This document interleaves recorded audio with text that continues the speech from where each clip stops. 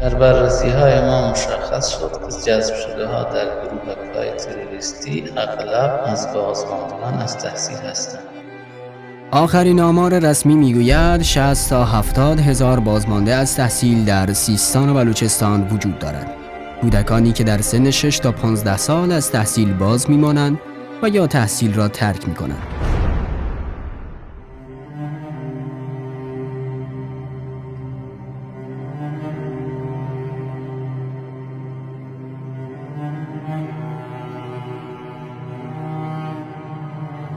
محرومیت آموزشی در نبود کلاس و مدرسه، وضعیت نامطلوب سرویس دی به مدارس، فقر و روی آوردن به سوختکشی، مسائل فرهنگی و ازدواج نسبتاً زود دختران و تعداد بالای بیشناسنامه‌ها عمده‌ترین دلایل بازماندن و یا ترک تحصیل کودکان است.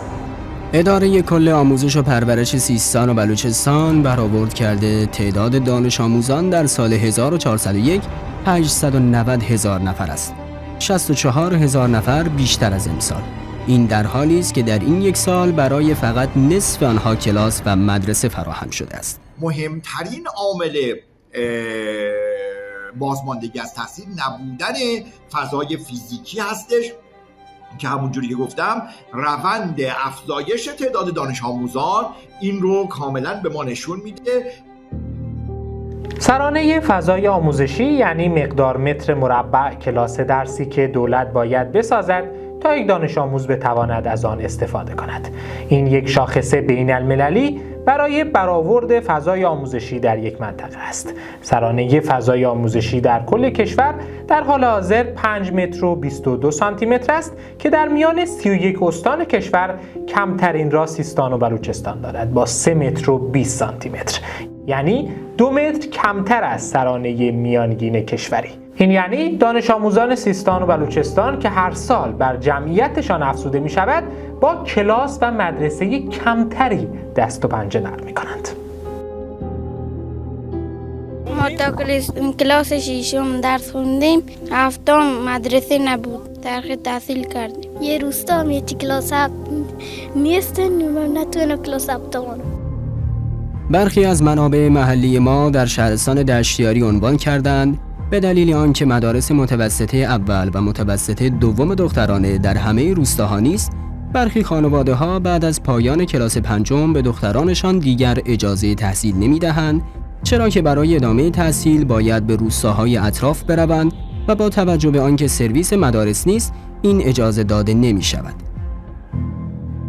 بحث قرارداد سرویس مشکلات خاص خودش داره. بحث میزان مبلغی که به سرویس ها میدن خب خیلی ناچیزه، مثلا 2 میلیون تومان میدن.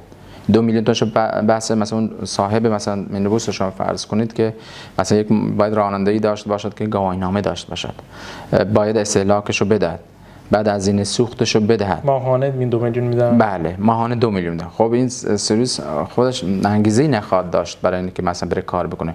این شرایط هم باعث میشه که مثلا سرویس نداشته باشند، قرارداد نبندن.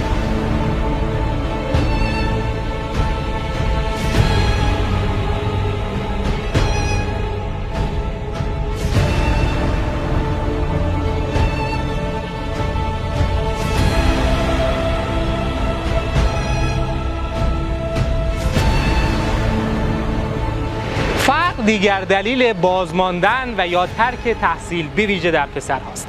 جذابیت مرز و روی آوردن به سوختکشی باعث ترک تحصیل و یا بازماندن از تحصیل می شود.